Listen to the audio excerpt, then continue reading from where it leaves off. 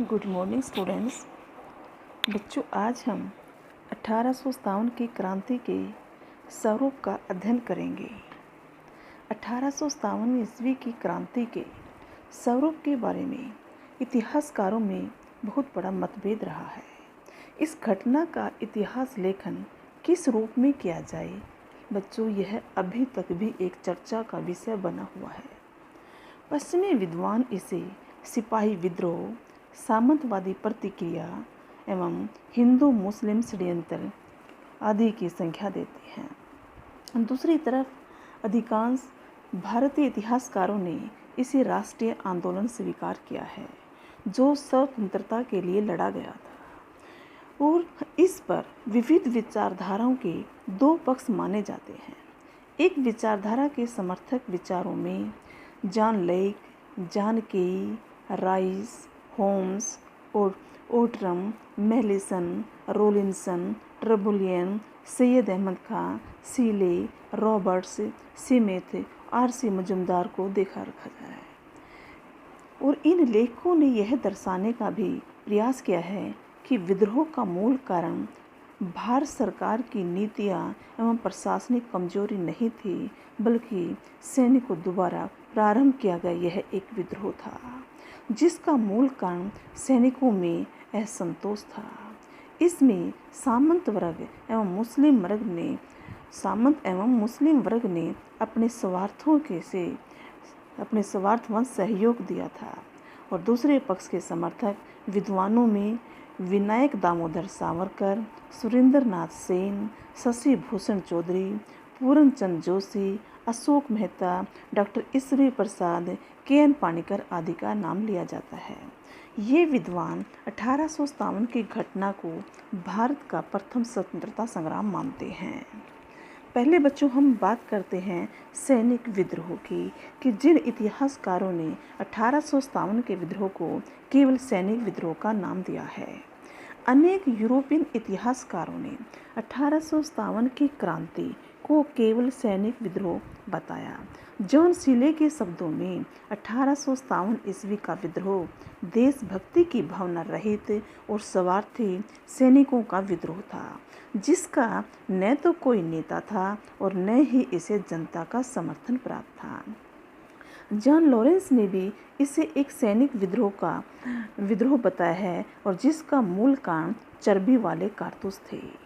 VA. Smith ने लिखा है कि यह शुद्ध रूप से एक सैनिक विद्रोह था, जो संयुक्त रूप से भारतीय सैनिकों की अनुशासनहीनता एवं अंग्रेज सैनिक अधिकारियों की मूर्खता का परिणाम था। इस प्रकार अनेक विद्वान एवं इतिहासकार इसे सैनिक विद्रोह ही मानते हैं, जिसे जनता का समर्थन प्राप्त नहीं था। इसमें केवल उन राजाओं एवं नवाबों ने ही बच्चों भाग लिया था जिनके की राज्य छीन लिए गए थे। इन विद्वानों ने अपने पक्ष में कुछ एक निम्नलिखित तर्क दिए हैं। इन विद्वानों ने अपने पक्ष में कुछ एक तर्क दिए हैं जो इस प्रकार हैं कि इन विद्वानों के अनुसार 1857 के विद्रोह का सबसे बड़ा कारण सैनिकों का अंग्रेजों के विरुद्ध उत्पन्न हुआ असंतोष था। अंग्रेज भारतीय सैनिकों के साथ अच्छा व्यवहार नहीं करते थे। वे उन्हें निम्न दर्जे का समझते थे। भारतीयों को अंग्रेजों के मुकाबले कम वेतन भत्ते दिए जाते थे, और ईसाई धर्म को मानने वाले अंग्रेज सैनिक अधिकारी हिंदू और मुस्लिम सैनिकों की भावना से भी खिलवाड़ करते थे। भारतीय सैनिकों ने वेतन वृद्धि के लिए 1806, 1824, 1838, 1844, 49, 50 और 1852 ईस्वी में भी अंग्रेजों के विरुद्ध हथियार उठा लिए थे।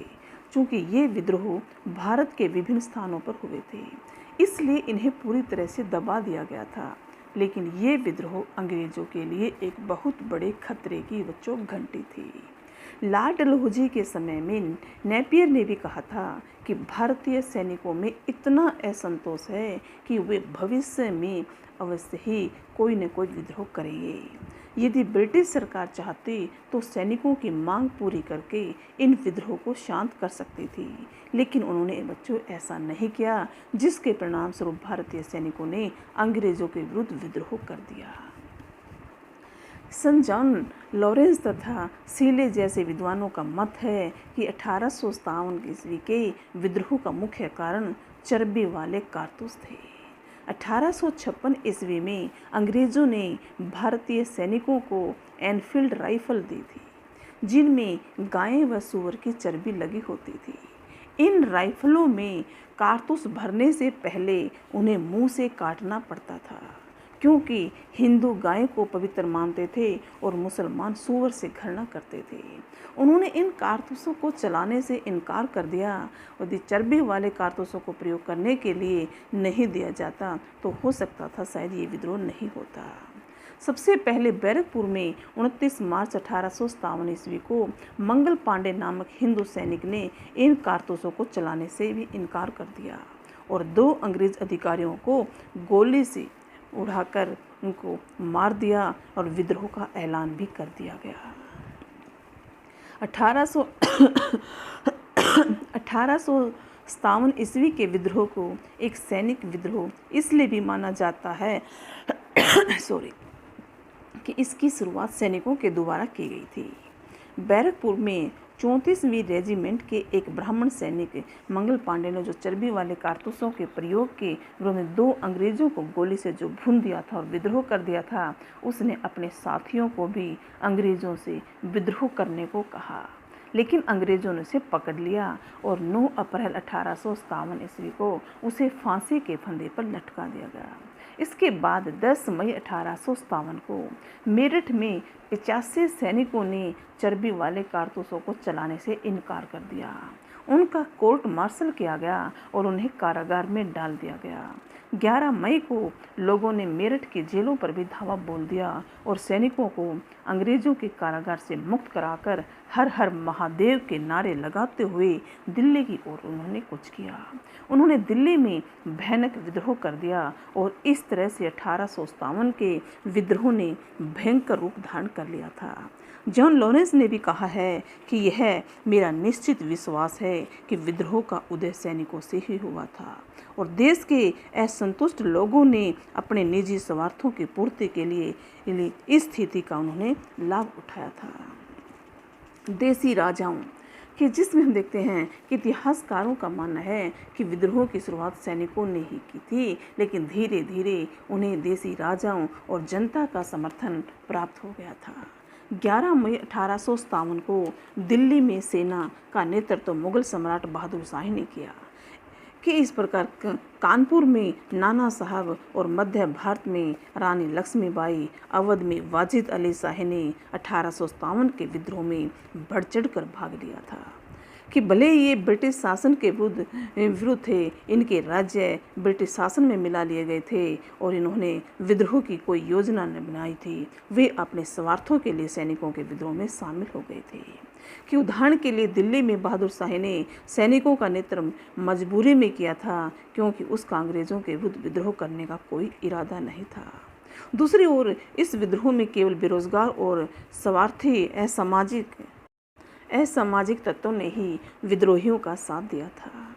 उनकी स्वतंत्रता प्राप्ति से कोई लेना देना नहीं था। वे लूटपाट करने के उद्देश्य से 1857 के विद्रोह में सैनिकों की ओर से शामिल हुए थे। सीले ने भी बताया है कि 1857 ईस्वी का विद्रोह देशभक्ति की भावना से रहित और स्वार्थपूर्ण सिपाही विद्रोह था, जिसका कोई नेतृत्व नहीं था और न ही जिसे लोकप्रियता प्राप्त हुई थी। विद्रोह केवल शहरों में ही रहा। 1857 के विद्रोह को इसलिए भी प्रथम स्वतंत्रता संग्राम नहीं माना जा सकता, क्योंकि इसका प्रभाव केवल कुछ नगरों तक सीमित था। संपूर्ण भारत से इसका कोई लेना देना नहीं था। जहां भी विद्रोह हुआ, अंग्रेजी सेना ने गोरखों की सेना की सहायता से इसे दबा दिया गया। इसलिए कहा जा सकता है कि जनसाधारण जनता ने इसमें भाग नहीं लिया था और न ही किसी भी प्रकार की राष्ट्रीयता या स्वतंत्रता की भावना से ये उठ खड़ा हुआ था। तो बच्चों ये हमने इसके पक्ष में देखे हैं। इसके विपक्ष में ये इसके विपरीत मत देखते हैं कि अनेक इतिहासकारों ने उपयुक्त मतों की कटु आलोचना की है और 1857 ईस्वी का विद्रोह एकमात्र सैनिक विद्रोह था, जिसमें वो अपना तर्क देते हैं कि विद्वानों का मानना है कि 1857 ईस्वी के विद्रोह के पीछे केवल सैनिक कारण ही नहीं थे, बल्कि इसके पीछे ब्रिटिश शासन का 100 वर्षों का लंबा इतिहास था, जिसके प्रति भारतीयों में असंतोष था। यदि यह एक सैनिक विद्रोह होता तो अंग्रेज केवल सैनिकों को ही दंड देते। उन्होंने तो आम जनसाधारण जनता को भी नहीं छोड़ा और हजारों लोग अंग्रेजों के अत्याचारों के शिकार हो गए थे। इस विद्रोह में सैनिकों के अलावा देसी शासकों बहादुर शाह, लक्ष्मीबाई, वाजिद अली शाह, नाना साहब, तात्या टोपे आदि ने बढ़ चढ़ कर भाग लिया बच्चों। इसलिए इसे मात्र सैनिक विद्रोह नहीं कहा जा सकता। 1857 ईस्वी के विद्रोह में सभी सैनिकों ने भाग नहीं लिया था।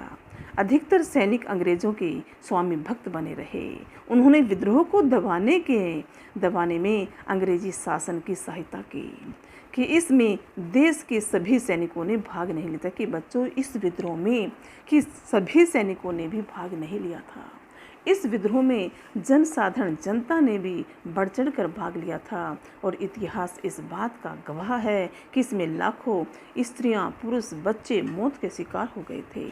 अवध और दिल्ली में जनता ने विद्रोहियों का पूरा साथ दिया था कि भले यह विद्रोह बंगाल में बैरकपुर नामक स्थान पर सैनिकों ने शुरू किया हो, लेकिन कुछ समय बाद यह केवल सेना तक सीमित नहीं था। इसमें देसी शासकों और आम लोगों ने भी भाग लेना शुरू कर दिया था कि इस प्रकार इस विद्रोह का रूप बहुत ही व्यापक हो गया था या बढ़।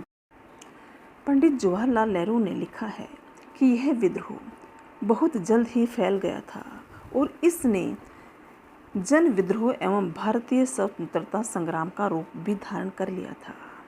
स्नेह महाजन भी बताते हैं कि जिस तरह के बलिदान की भावना इस विद्रोह में देखने को मिली, वह केवल स्वार्थ सिद्धि की भावना का परिणाम नहीं हो सकती।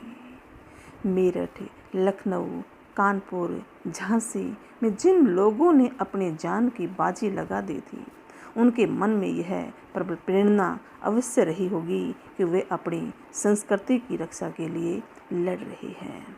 बच्चों, ये हमने देखा था कि जो सैनिक विद्रोह इसका नाम दिया गया है, पक्ष और विपक्ष में तर्क दिए गए थे। दूसरा, कुछ विद्वानों ने 1857 की क्रांति को प्रथम स्वतंत्रता संग्राम का नाम दिया गया है, जिनमें भारतीय इतिहासकारों कुछ विद्वानों में 1857 की क्रांति को प्रथम स्वतंत्रता संग्राम की संख्या देते हैं, जिनमें वीडी सावरकर और अशोक मेहता ने सबसे पहले इसे संगठित राष्ट्रीय आंदोलन की संख्या दी है और बताया कि इसका सिद्धांत स्वधर्म और स्वराज्य था। उस समय इंग्लैंड के अनुदार दल के नेता और बेंजामिन डिज़रेली ने भी इसे एक राष्ट्रीय विद्रोह की संख्या दी थी। सुरेंद्र नाथ सेन ने लिखा है कि जो युद्ध धर्म के नाम पर शुरू हुआ था, यह स्वतंत्रता युद्ध में जाकर वो समाप्त हुआ था, क्योंकि इस बात में कोई संदेह नहीं कि विद्रोही विदेशी शासन से मुक्ति चाहते थे और वे पुनः अपनी पुरातन शासन व्यवस्था स्थापित करने के इच्छुक थे कि जिनको प्रतिनिधित्व देने वाला दिल्ली का बादशाह था। इसके पक्ष में हम कुछ एक तर्क देखते हैं। प्रथम स्वतंत्रता संग्राम के पक्ष में कुछ एक निम्न तर्क दिए गए हैं, जिनमें ये बताते हैं कि भारत में कंपनी का शासन 1757 ईस्वी में स्थापित हुआ और इस विद्रोह तक लगभग ये अपने 100 साल पूरे कर चुका था कि 100 वर्षों के शासनकाल में अंग्रेज़ों ने कुछ एक ऐसी नीतियाँ अपनाई जिससे भारत का प्रत्येक वर्ग परेशान था। लॉर्ड क्लाइव से लॉर्ड डलहौजी तक के जितने भी गवर्नर जनरल आए हैं कि वो सभी ने अपनी साम्राज्यवादी नीति अपनाई। उन्होंने उचित और अनुचित तरीकों से अनेक देशी रियासतों को ब्रिटिश साम्राज्य में मिला लिया। सभी देशी शासक अंग्रेज़ों के विरोधी बन गए। इस प्रकार अंग्रेज़ों ने भारतीयों का आर्थिक, धार्मिक, सामाजिक शोषण करना शुरू कर दिया था। उन्होंने भारतीय कुटीर उद्योगों और व्यापार को समाप्त करने के लिए न केवल अत्यधिक सीमा शुल्क बढ़ा दिया, बल्कि उन्हें वस्त्र बनाने की भी मनाही कर दी गई। उनकी आर्थिक नीतियों के परिणाम स्वरूप भारत का धन इंग्लैंड जाने लगा। भारत के लोग गरीबी का जीवन व्यतीत करने लगे। इसके अलावा अंग्रेज भारतीयों को जबरदस्ती या लालच देकर ईसाई भी बना रहे थे। भारतीयों को अपने से निम्न दर्जा के समझकर उनका अपमान करते थे। भारतीयों में अंग्रेजों के प्रति बहुत ज़्यादा असंतोष उत्पन्न हो रहा था। वे केवल अवसर की तलाश में थे और सैनिकों ने भारतीय जनता को अंग्रेजों से अपने जख्मों का बदला लेने का वो अवसर दे दिया था। और 1857 के विद्रोह में भारतीय जनता ने बच्चों बढ़ चढ़ कर भाग लिया था। 1857 ईस्वी के विद्रोह के लिए भारतीयों ने एक पूर्व निश्चित योजना तैयार की। बहादुर शाही, वाजिद अली शाही, नाना साहब, लक्ष्मीबाई आदि शासकों ने अंग्रेजों के विरुद्ध विद्रोह करने के कुछ एक इकट्ठी योजनाएं तैयार की।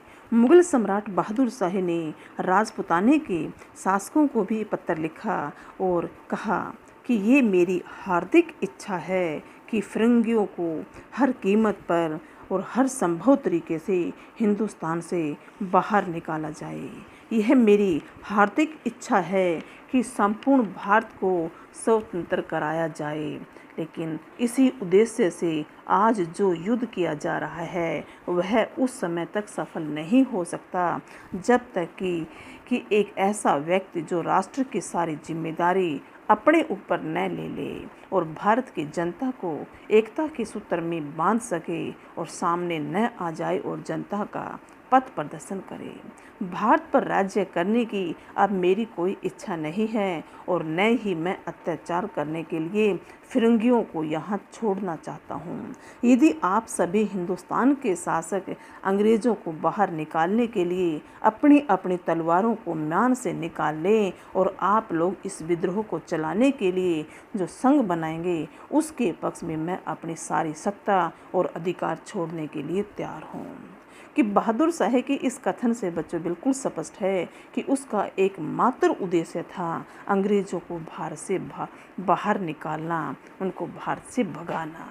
इस प्रकार झांसी की रानी ने भी घोषणा की कि खल्क खुदा का है, मुल्क बादशाह का है, हुकूमत रानी लक्ष्मीबाई की है। इस तरह से दिल्ली की घोषणा में भी कहा गया था कि युवक और बुजुर्ग, छोटे और बड़े, शिक्षित और अशिक्षित, नागरिक और सैनिक सभी हिंदुस्तानी भाइयों को अपने आप को फिरंगियों से मुक्त कराने के लिए मैदान में उतर आना चाहिए। इन सभी बातों से बच्चों लगता है कि भारतीय शासकों ने क्रांति की योजना तैयार की थी। यहाँ तक कि नाना साहब ने भी दिल्ली से लेकर मैसूर के भारतीय शासकों से संपर्क बनाया था और विद्रोह में शामिल होने के लिए प्रेरित किया था। ऐसा माना जाता है कि ट्रावनकोर के राजा को छोड़कर सभी भारतीय शासकों ने नाना साहब का साथ देने का आश्वासन दिया था। सभी शासकों ने मिलकर 31 मई 1857 के दिन अंग्रेजों के विरुद्ध विद्रोह करने की योजना बच्चों बनाई थी। 1857 के विद्रोह को इसलिए भी हम कहेंगे प्रथम स्वतंत्रता संग्राम माना जाता है क्योंकि इसमें हिंदू और मुसलमानों ने एकता व भाईचारे की भावना से प्रेरित होकर बढ़ चढ़कर भाग लिया था। कि दिल्ली में विद्रोहियों का नेतृत्व बहादुर शाह जफर ने किया था। इसके अलावा अजमुल्ला खां, जीनत बेगम, वाजिद अली शाह सहित एक बड़ी संख्या में मुसलमानों ने अंग्रेज़ों के विरुद्ध 1857 ईस्वी के विद्रोह में हिंदुओं का साथ दिया था क्योंकि हिंदुओं के साथ साथ मुसलमानों ने भी अंग्रेजी शासन के प्रति असंतोष व्यक्त था। वे मुसलमानों के साथ अच्छा व्यवहार नहीं करते थे। अवध के प्रसिद्ध नवाब के वजीर नकी खां की प्रेरणा से हिंदू और मुसलमानों ने पवित्र गंगा और पवित्र कुरान की कसम खाई थी कि वे अंग्रेज़ों को हिंदुस्तान से बाहर निकालने के लिए अपनी जान की भी बाजी लगा देंगे। क्रांति का सारे देश में फैल जाना ही यह सिद्ध करता है कि यह एक जन आंदोलन था जिसमें प्रत्येक वर्ग व जाति ने अपनी परंपराओं को बचाने के लिए अंग्रेज़ों को बाहर निकालने के इसमें प्रयास किए थे। कानपुर के मजदूरों ने, इलाहाबाद के मल्लाहों ने भी इस युद्ध में भाग लिया था। राजा से लेकर गरीब तक के ने इस क्रांति में भाग लिया था। इसलिए इसको राष्ट्रीय क्रांति या राष्ट्रीय आंदोलन का नाम दिया गया है। क्रांति बहुत शीघ्र ही शुरू हो गई थी और कई महीनों, लगभग 19 महीनों तक ये चलती रही। यदि यह केवल एक सैनिक विद्रोह होता तो न तो यह इतने शीघ्र फैलता और न ही इतने लंबे समय तक चलता। जनता के सहयोग के बिना कोई भी क्रांति इतनी लंबी नहीं चलाई जा सकती, क्योंकि यह बल्कि एक राष्ट्रीय आंदोलन था।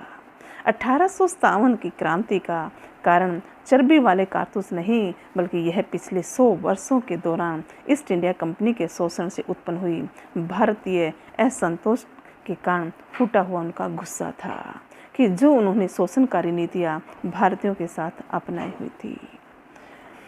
यद्यपि हम कहेंगे कि नर्मदा के दक्षिण का भाग इस विद्रोह में शामिल नहीं हुआ था, लेकिन इस विशाल देश में एक साथ विद्रोह होना संभव भी नहीं था। उनकी धारणा है कि व्यापकता की कसौटी पर देखें तो संसार में जितने भी राष्ट्रीय आंदोलन हुए हैं, उनमें से शायद ही ऐसा कोई हो जो कि संपूर्ण देश में पूरी तरह से फैला हो। फ्रांस की 1789 की क्रांति हुई थी, वो भी केवल मात्र पेरिस तक ही सीमित थी। यह एक राष्ट्रीय आंदोलन माना जा सकता है। क्रांतिकारियों के उद्देश्य में भी समानता थी और क्रांतिकारियों के उद्देश्यों में हम समानता देखते हैं कि उनका उद्देश्य एक ही था कि अंग्रेजी राज्य की समाप्ति और अंग्रेज़ों को भारत से बाहर निकालना। इसलिए सब ने मिलकर फिरंगी को मारो के नारे लगाए थे। इस क्रांति में पुरुषों के साथ साथ स्त्रियों ने भी भाग लिया। झांसी में महिलाओं ने पुरुषों की वेशभूषा पहनकर अस्त्र शस्त्र धारण करके ब्रिटिश सैनिकों का डटकर मुकाबला किया था। तो एक ऐसे संघर्ष को जिसे जन सामान्य का व्यापक समर्थन प्राप्त था, हम इसको राष्ट्रीय आंदोलन या राष्ट्रीय स्वतंत्रता संघर्ष का नाम दे सकते हैं। जिन लोगों को अंग्रेज़ों ने दंड दिया था उनमें से बच्चों अधिकांश लोग साधारण नागरिक थे, वो केवल सैनिक नहीं थे। स्नेह महाजन का अनुमान है कि इस घटना में कुल 1,50,000 लोगों की जानें गई थी, जिनमें से 1 लाख गैर सैनिक थे। यदि यह सैनिक विद्रोह होता तो इतनी बड़ी संख्या में आम आदमी क्यों मरते? तो इसलिए यह एक जन आंदोलन था। इस प्रकार बच्चों हमने देखा है कि तथ्यों के आधार पर कहा जा सकता है यह प्रथम स्वतंत्रता संघर्ष था, जिससे भारतीयों ने स्वतंत्रता प्राप्त करने का यत्न किया था। लेकिन उनके ये यत्न थोड़े असफल जरूर हुए थे, लेकिन व्यर्थ नहीं गए थे। उपरोक्त हमने जो अध्ययन किया है, इस अध्ययन के द्वारा हम कहें विद्रोह के स्वरूप के संबंध में विभिन्न मत परस्पर विरोधी हैं। किसी एक मत को हम कहें ज्यों का तो स्वीकार कर लेना भी अनुचित होगा। विद्रोह का सही स्वरूप समझने के लिए ही हमें विश्व की अन्य क्रांतियों के संबंध में भी जानकारी प्राप्त करनी होगी। किसी भी क्रांति का स्वरूप केवल उस क्रांति की आरंभ करने वाले के लक्ष्य से निर्धारित होता है, बल्कि उस क्रांति ने अपनी क्या छाप छोड़ी, उससे क्रांति का स्वरूप निर्धारित किया जाता है। जैसे 1688 ईस्वी में इंग्लैंड की क्रांति हुई, जिसको गौरवपूर्ण क्रांति का नाम दिया गया है, और इस क्रांति के बाद इंग्लैंड में स्थापित प्रजातंत्र अधिक महत्वपूर्ण था।